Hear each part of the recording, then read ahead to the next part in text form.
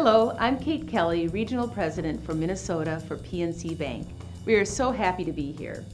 What you do in business and in life is a vital part of the ultimate outcome. PNC applauds the 2020 Business Manufacturing Excellent honorees for their many contributions to our local community and to our world. You are leading and making this a better place for all of us. Thank you.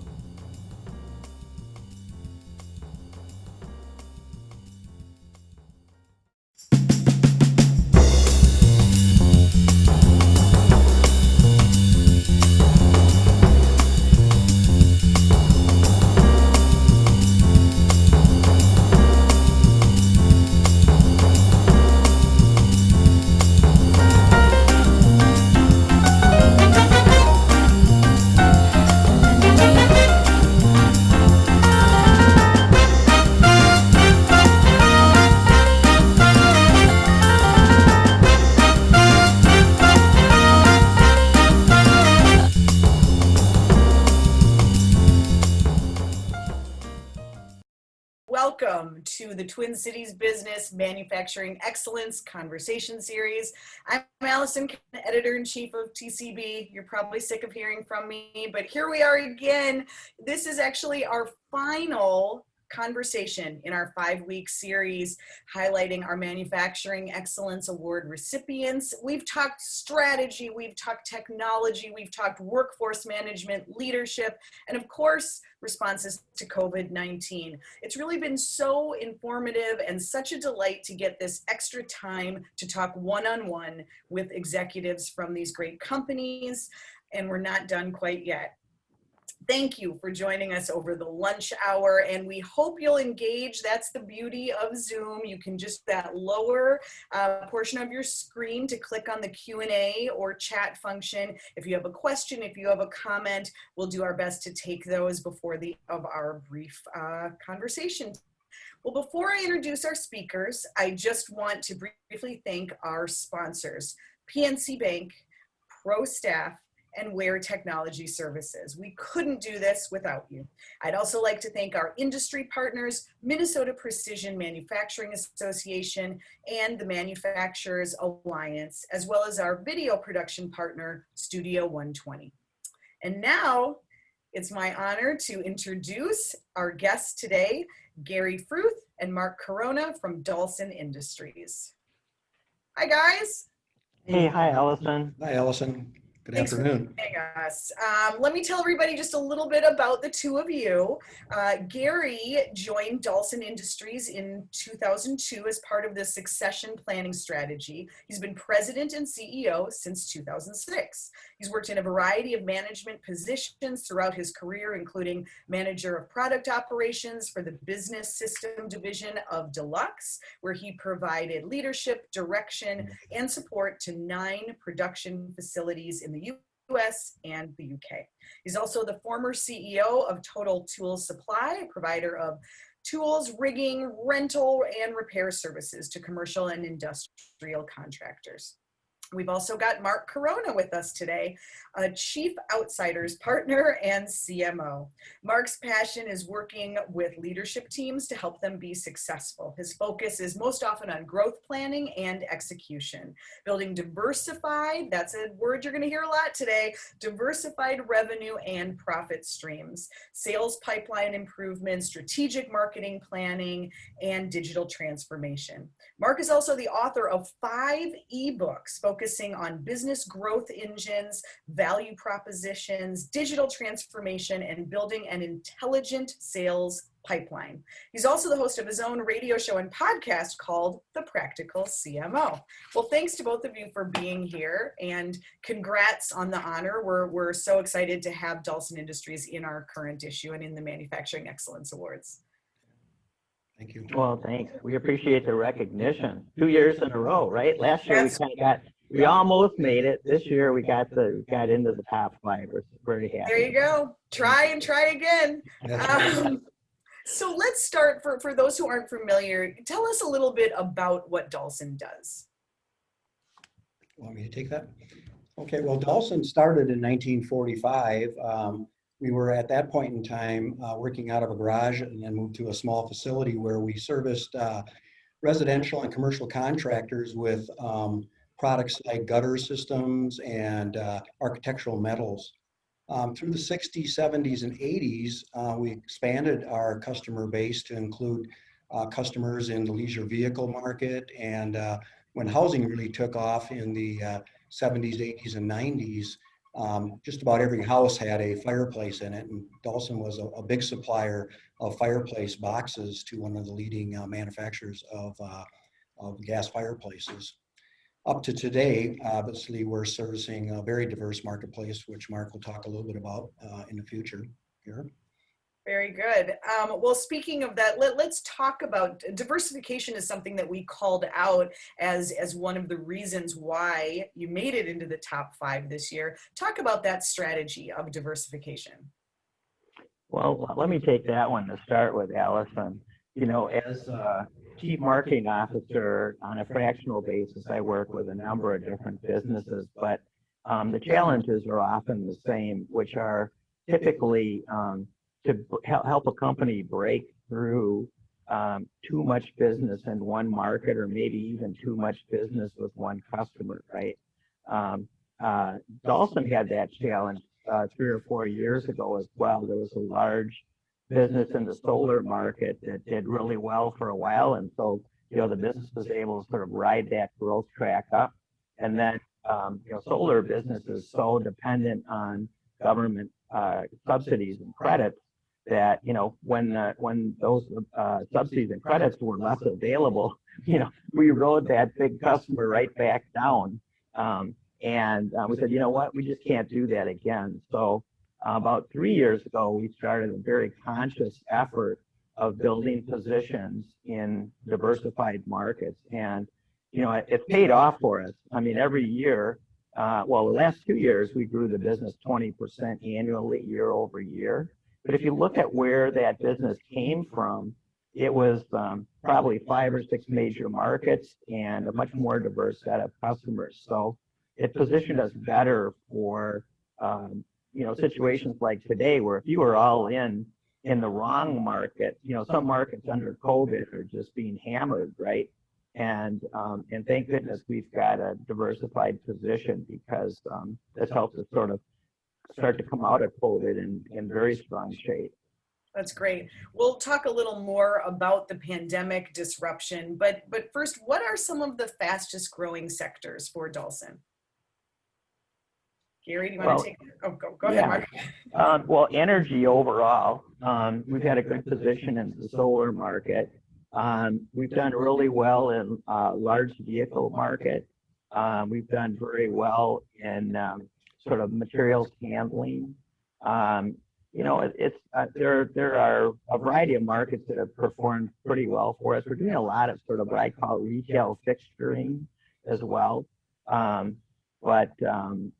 Even transportation and construction. Transportation is big. Yeah, I call it large vehicle, but that's actually we've got a really interesting case study out of transportation, which really represents Dalsin's value add of we call our tagline is better by design, which was kind of a clever pun, but it's purposeful design, right? And we actually worked with a large bus company, and they wanted us to manufacture a specialized door for the bus. And we said, you know what?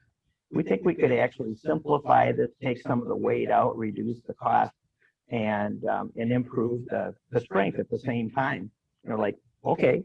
And so, that's one of Dalsin's big value adds, Allison, is if we can engage with our customers and helping them improve their designs, it typically works out great for them and works out great for us. That's great. So it seems like when you're making such a wide spectrum of products and designing so many different things, I mean, that's a lot to keep track of. It seems like that's got to be complicated. How do you do it? I mean, talk a little bit about the manufacturing, about the equipment, about your process in order to handle such a diverse range of products and parts. Yeah, I'll take that one, Mark. Yeah, we embrace technology for one. I mean, I think Dalsin's always tried to stay on the cutting edge. of new technology introduced to our industry. But that's just a point where it starts, because anybody can buy that technology. I think we have a unique advantage in how we integrate that into our workforce. And we start with assigning an engineer early on in that process when we're looking for that new technology. And that individual understands and becomes our subject matter expert as we bring the technology to the shop floor, so that we understand what the capabilities are, what it's going to take to run that on the shop floor, and to maximize the contribution from that investment. So we surround it with strong engineered processes. We don't just set the piece of equipment on the shop floor and let operators try to figure out, how to utilize that new technology the best that they can. We spend a very thoughtful amount of time and process in determining exactly what we expect from the operators to do. We send the job packet out to the shop floor with clear instructions without questions on them. And then the engineer supports that new integration on that shop floor until we get up to meeting the standards that we had expected that justified that piece of equipment. So Dolson has a wide variety of new technologies that we've introduced over the last several years, from automated punching systems and laser systems that we can run 24/7 lights out without even human intervention, to a number of different robotic cells that we've developed over the last several years.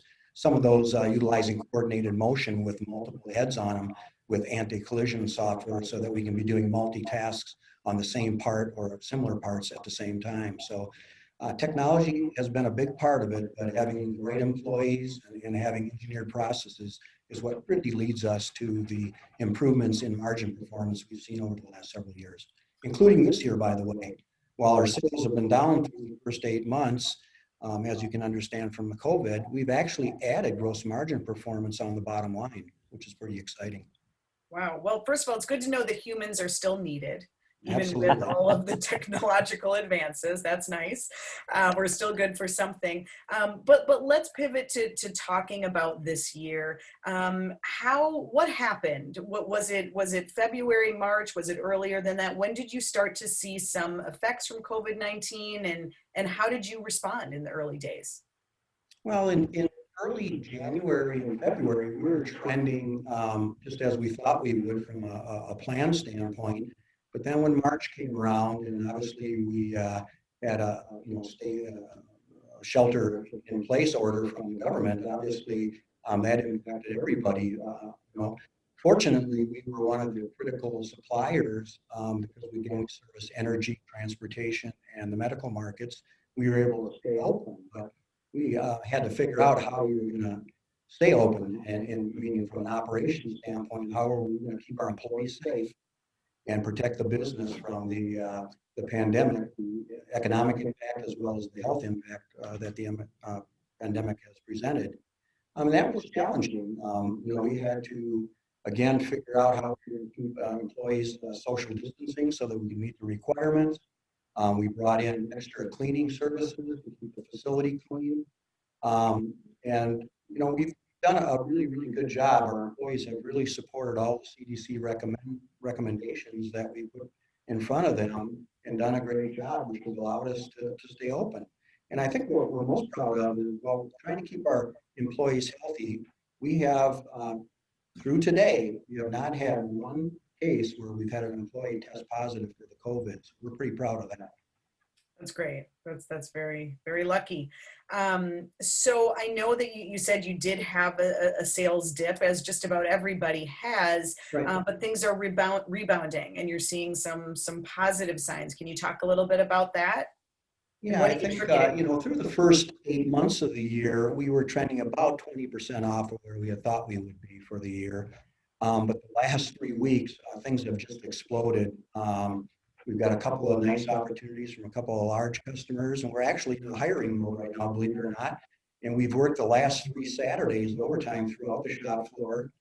So we're definitely headed back to where we thought we could be at this point in the year, and hopefully over the next 4 months we'll have a strong close to 2020. Any theories on the sudden jump? And I mean, 3 weeks, that's not very long. What do you think prompted it? Let me speak to that one, Allison. I don't know if you follow ITR economics. I kind of think of them as the gold standard for business forecasting, particularly, and they could do a pretty good job of covering manufacturing. You know, last week's forecast from ITR was very bullish in two respects. One is they said, you know what, we think the recovery is happening faster than we thought it would, and we think it's going to last longer than we thought it would. So they're actually saying, you know, it's happening about 2 months faster than we thought we'd see the rebound. But they also are saying that they think the recovery is going to last into late 2022 before we start to hit a sort of a plateau on growth again. And you know, if you look at certain industry sectors, they're doing really well. I think construction industry is actually they're performing at a level in terms of new orders that's actually higher than pre-COVID levels. And so, you know, and it's interesting, the rebound that we're seeing here comes from companies in different markets, which is another sort of testimony to the value of diversification. Well, that's really encouraging. I want to make sure if anybody watching has a question, now's a good time to post it. Before I ask my final question, let's just hear one more word from our sponsors. To the honorees and finalists, congratulations. Pro staff is honored to celebrate this achievement with you, and we're proud to support manufacturing in Minnesota. Thank you and your teams for all that you do. Once again, congratulations. And we're back. We just need Mark and Gary. There they are. Yay! There we are. Technology works. So I know that you've said that despite everything going on right now and the complications, you've actually managed to increase and improve your sales pipeline. It seems like from what we're hearing, that's one of the biggest challenges, right? At this time where we can't meet for coffees and do the usual networking. How are you doing it? Well, you know, we're using an approach that's probably very different than most businesses. Several years ago, we adopted what I call an intelligent sales pipeline, which is very, very different from a sales funnel model. So we do a lot of very specific targeting of what we consider to be ideal customers. We use marketing programs to target those companies very specifically.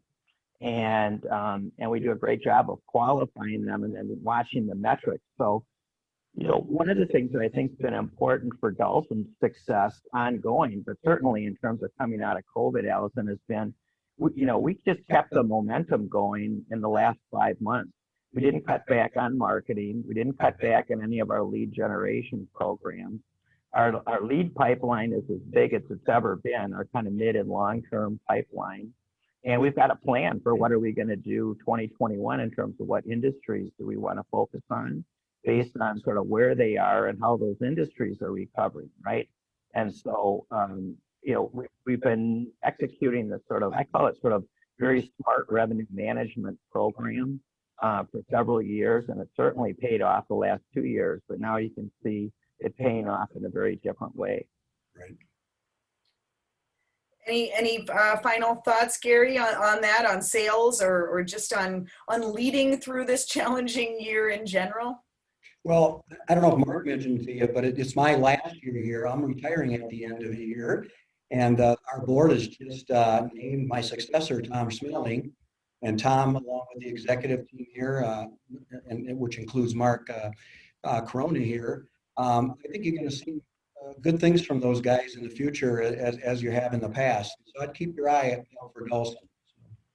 Gosh, Gary, don't you almost wish you had retired a year earlier? Could have saved yourself a lot of aggravation. Yeah, a lot of people have asked that, and some days, yes, but again, I think we're kind of born to kind of work ourselves through challenges in that there, and this is just one more at the end of my career here. So I've enjoyed it, and I've worked for a wonderful family business here, Dolson Industries. The owners are spectacular to work with and work for, and we've got a very, very engaged, talented, diverse board.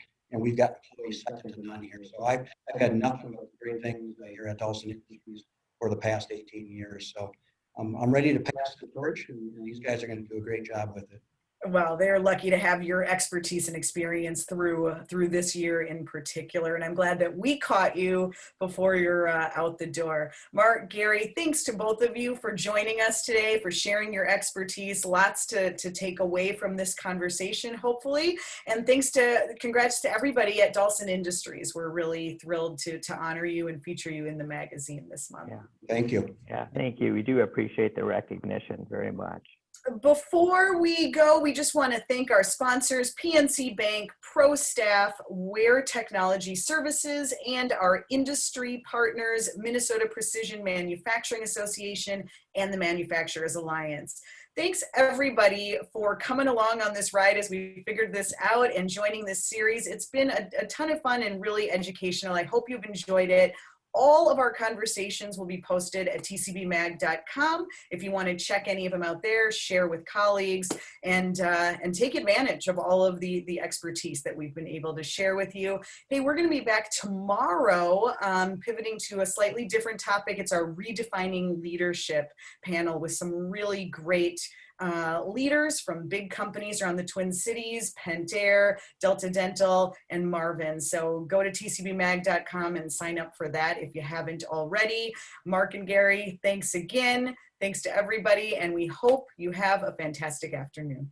Thank you. All the best. Everybody stay well.